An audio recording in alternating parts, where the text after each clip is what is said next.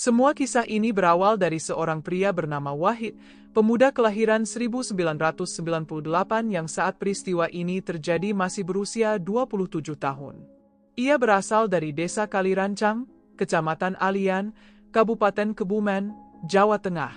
Sehari-hari, Wahid tinggal bersama kedua orang tuanya yang hidup dalam kondisi ekonomi terbatas. Ayahnya bekerja sebagai buruh tani, sementara ibunya hanya mengurus rumah. Pendidikan Wahid terhenti di bangku SMP. Keterbatasan biaya membuatnya memilih bekerja ketimbang melanjutkan sekolah. Awalnya ia membantu ayahnya di sawah sebagai buruh tani, namun penghasilan yang tidak menentu membuatnya mencoba profesi lain, menjadi ojek pangkalan di wilayah kota Kebumen. Meski begitu, pendapatannya masih dianggap kurang, hingga akhirnya ia memutuskan berhenti dan kembali menganggur. Di masa itulah minat lamanya terhadap dunia gaib mulai memenuhi kesehariannya. Wahid, yang memang gemar mempelajari hal-hal berbau mistik, mulai mendalami ilmu perdukunan secara otodidak untuk mengisi waktu. Semakin lama, ketertarikannya berubah menjadi keyakinan. Ia mulai menunjukkan diri di hadapan orang-orang sekitar sebagai seseorang yang memiliki kemampuan supranatural.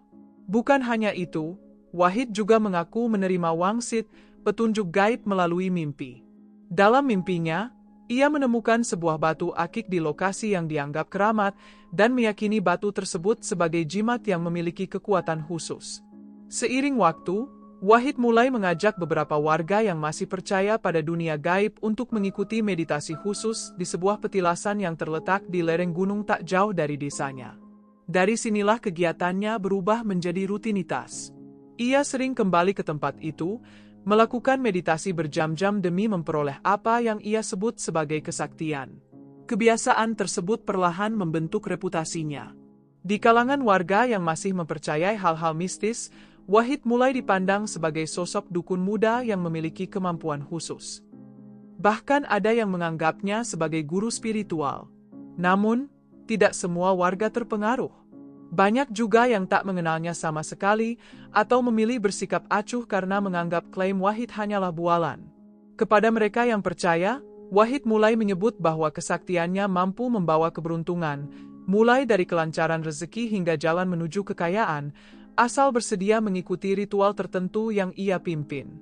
Ia sempat menawarkan ritual itu kepada beberapa warga desa, namun tak satu pun yang tertarik.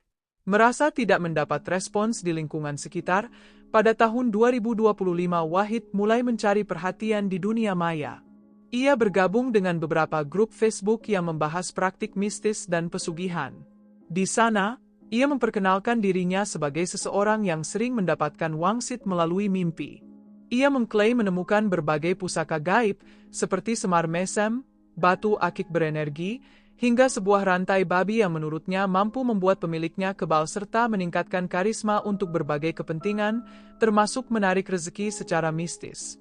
Di antara para anggota grup tersebut, ada satu orang yang tertarik dan ingin memastikan apakah Wahid benar-benar memiliki kemampuan seperti yang ia sebutkan. Orang itu adalah seorang pria bernama Pak Musan Ngali, yang kemudian meminta Wahid memberikan pembuktian atas klaim-klaimnya. Setelah saling berkomentar di grup Facebook, Wahid dan pria bernama Pak Musan Ngali akhirnya mulai berkomunikasi lewat pesan pribadi. Saat itu, Pak Musan berusia 55 tahun dan tinggal di Kelurahan Meranggen, wilayah Kabupaten Magelang. Ia hidup bersama istri dan anak-anaknya, menjalani kehidupan yang teratur dan cukup terpandang di lingkungan sekitar. Secara profesi, Pak Musan adalah seorang PNS yang menjabat sebagai kepala sekolah di salah satu SD di Kecamatan Serumbung, Magelang. Selama masa jabatannya, ia dikenal rajin, aktif di berbagai kegiatan masyarakat, dan tidak pernah terlibat masalah. Ia menjalankan tugasnya dengan baik, disiplin, dan penuh tanggung jawab. Namun di balik kesibukannya, Pak Musan memiliki ketertarikan pribadi terhadap dunia spiritual. Ia sering berziarah ke makam tokoh-tokoh tertentu sebagai bentuk pencarian batin. Karena ketertarikan itulah, sejak tahun 2023 ia bergabung dengan sebuah grup Facebook yang berisi orang-orang yang gemar membahas fenomena magis, pusaka, dan praktik supranatural. Ketika Wahid bergabung dengan grup tersebut pada tahun 2025, barulah keduanya saling mengenal. Percakapan mereka semakin intens setelah Pak Musan menanyakan benda-benda pusaka yang diklaim Wahid miliki. Di situ, Wahid mulai menjelaskan tentang rantai babi yang katanya ia dapatkan melalui wangsit mimpi. Ia meyakinkan bahwa pusaka itu bisa digunakan dalam ritual pesugihan untuk mendatangkan uang secara instan, bahkan dikatakan mampu menghasilkan 2 miliar rupiah dalam satu malam. Jumlah sebesar itu tentu membuat Pak Musan tergoda. Ia pun menyatakan siap mengikuti ritual tersebut. Namun permintaan Wahid berikutnya menimbulkan kejanggalan. Ia meminta Rp750.000 sebagai komisi sekaligus biaya pembelian sesajen untuk ritual. Karena masih ragu dengan kebenaran klaim itu, Pak Musan memutuskan hanya mengirim Rp300.000 terlebih dahulu. Ia berencana membayar sisanya hanya jika ritual tersebut benar-benar membuahkan hasil. Setelah keduanya sepakat, mereka pun menentukan waktu untuk melakukan ritual secara langsung. Pada Maret 2025, Pak Musan datang ke rumah Wahid di Desa Kalirancang dengan mengendarai motor Honda Beat miliknya. Setelah sempat berbincang sejenak, mereka berangkat menuju lokasi ritual yang berada di kawasan hutan Karangkembang di Desa Kembangsari, sekitar 10 menit dari rumah Wahid. Setibanya di lokasi, Wahid langsung menyiapkan sesajen berupa bunga dan dupa. Ia kemudian memulai ritual dengan membaca mantra dan melakukan gerakan khusus seolah memasuki proses pemanggilan energi gaib. Namun setelah berjam-jam menunggu, tidak ada satupun tanda yang menunjukkan keberhasilan ritual itu. Pak Musan mulai bosan dan menyimpulkan bahwa upaya tersebut gagal. Takut harus mengembalikan uang yang sudah diterimanya, Wahid kemudian mencari berbagai alasan untuk menjelaskan kegagalan itu, mulai dari kondisi tempat, waktu yang salah, hingga gangguan yang ia klaim berasal dari energi luar. Mendengar penjelasan itu, Pak Musan masih memberi kesempatan kedua. Mereka sepakat mencoba ritual lagi keesokan harinya. Setelah mengantar Wahid pulang, Pak Musan kembali ke Magelang. Keesokan paginya, ia datang lagi menjemput Wahid untuk mencoba ritual kedua di lokasi yang sama. Namun, karena seluruh hal yang dijanjikan Wahid sebenarnya hanyalah kebohongan, ritual itu kembali berakhir tanpa hasil. Pada titik ini kesabaran Pak Musan habis. Ia marah, menganggap Wahid sebagai dukun penipu, dan menuduhnya hanya membuang-buang waktu. Wahid tidak mampu memberikan penjelasan apapun. Ia hanya terdiam, namun di balik diam itu tersimpan rasa tersinggung dan kemarahan yang perlahan berubah menjadi dendam. Sementara itu, Pak Musan segera menghentikan ritual dan mengantar Wahid kembali ke rumahnya. Setelah kembali ke Magelang, Pak Musan sebenarnya masih diselimuti rasa penasaran. Janji Wahid tentang ritual yang mampu mendatangkan uang 2 miliar rupiah masih terngiang di kepalanya. Beberapa hari kemudian, ia kembali menghubungi Wahid untuk membahas kemungkinan melakukan ritual sekali lagi. Meski dua percobaan sebelumnya gagal, Pak Musan tetap ingin melihat apakah kemampuan Wahid benar-benar nyata. Pada akhirnya, ia memberi kesempatan ketiga. Wahid menerima tawaran itu, namun kali ini, sikapnya berbeda. Ucapan Pak Musan yang sebelumnya menudingnya sebagai penipu telah melukai harga dirinya. Sakit hati itu tumbuh menjadi dendam, dan dendam itu perlahan berubah menjadi rencana yang jauh lebih gelap. Dengan wajah tenang, Wahid menyanggupi ritual ketiga, sementara dalam pikirannya ia sudah menyiapkan tujuan lain. Setelah sepakat, Wahid menghubungi Pak Musan kembali untuk menentukan tanggal ritual. Ia merekomendasikan 15 Mei 2025, tepat pada Kamis malam yang bertepatan dengan Jumat Pon, hari yang menurut kepercayaan Jawa memiliki energi spiritual paling kuat. Wahid menyebut malam itu sebagai waktu terbaik, meyakinkan Pak Musan bahwa kesempatan kali ini tidak akan gagal. Tanpa curiga sedikit pun, Pak Musan menyetujui tanggal tersebut.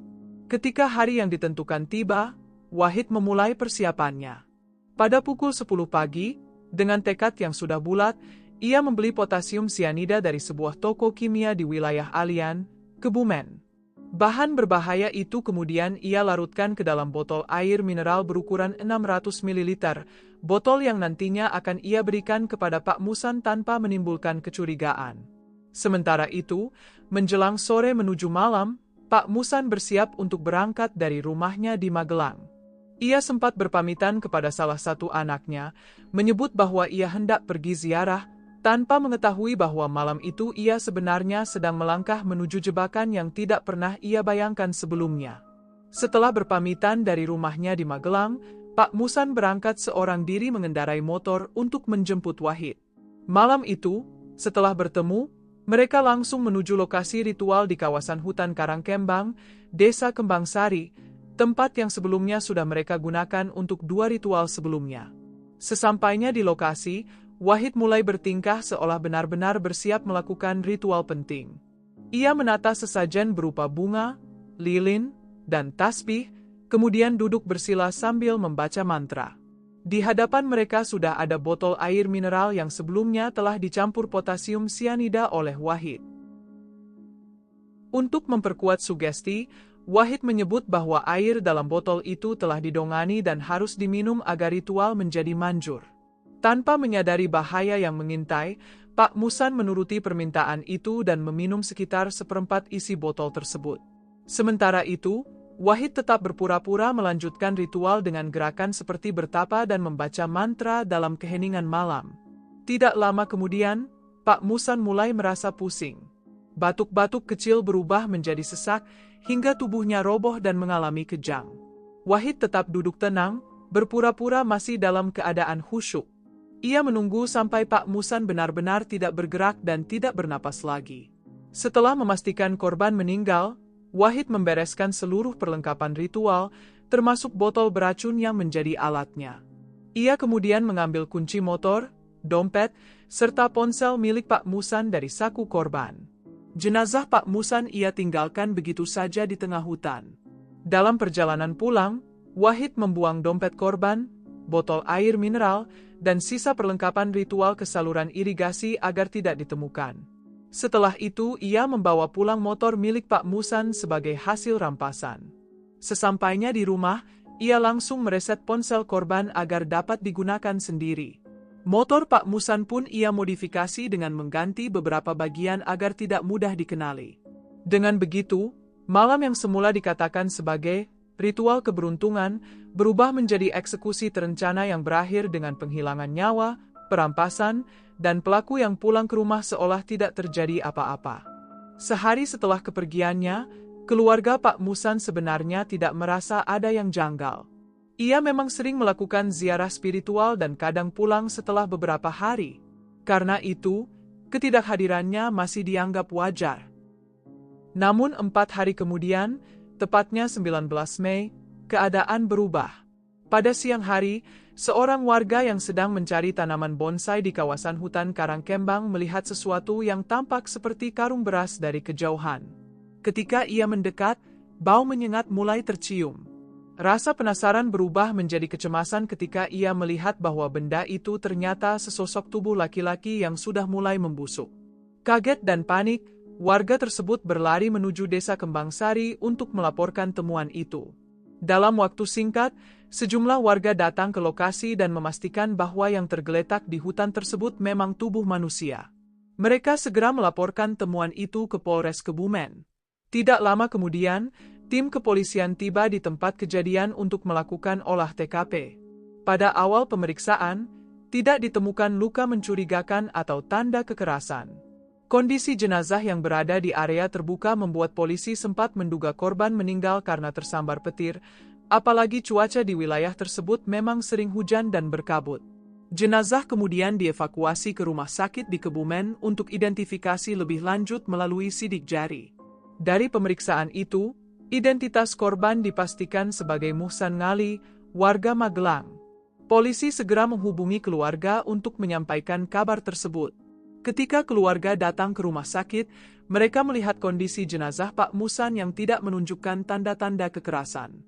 Mengingat beliau memang sering berziarah ke makam tokoh-tokoh spiritual, dan kawasan hutan Karangkembang memang memiliki salah satu makam yang cocok dengan alasan kepergiannya, keluarga tidak curiga adanya unsur lain.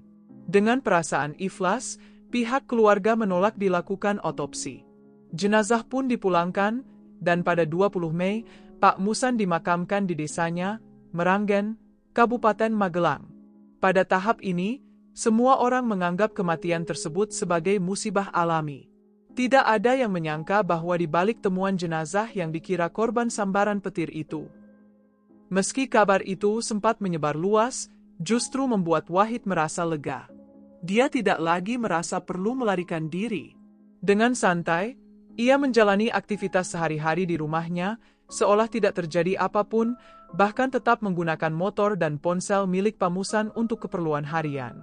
Di sisi lain, Kepala Dusun Barisan, Desa Meranggen, tempat tinggal Pamusan, merasa ada banyak kejanggalan terkait kabar bahwa Pamusan tewas tersambar petir. Saat mengecek lokasi ditemukannya jenazah, ia tidak melihat tanda-tanda yang biasanya muncul akibat sambaran petir. Tidak ada bekas gosong, tidak ada area terbakar di sekitar tubuh. Yang lebih mencurigakan lagi, motor, ponsel, dan dompet milik Pamusan hilang. Ini jelas mengarah pada dugaan adanya pihak lain yang terlibat. Merasa ada yang tidak wajar, kepala dusun pun melapor ke polisi dan menjelaskan seluruh kejanggalan yang ia temukan. Polisi kemudian kembali menyelidiki kasus ini. Mereka mendatangi keluarga Pamusan untuk meminta izin melakukan pembongkaran makam guna keperluan autopsi. Awalnya keluarga menolak karena merasa sudah ikhlas. Namun, setelah mendengar penjelasan lengkap dari polisi, mereka akhirnya menyetujui. Proses ekshumasi pun dilakukan, dan hasil autopsi membuktikan bahwa memang ada zat asing di tubuh Pamusan, zat yang menjadi penyebab kematiannya. Fakta ini menegaskan bahwa kematian tersebut bukan kecelakaan alam, melainkan ulah seseorang. Dengan temuan baru itu, polisi memperluas penyelidikan ke kawasan hutan Karangkembang, lokasi tempat tubuh Pamusan ditemukan. Mereka juga menggali keterangan dari warga sekitar. Hingga akhirnya, seorang warga mengaku melihat Pamusan terakhir kali bersama seseorang dari desa Kalirancang, sosok yang kerap bermeditasi di hutan itu.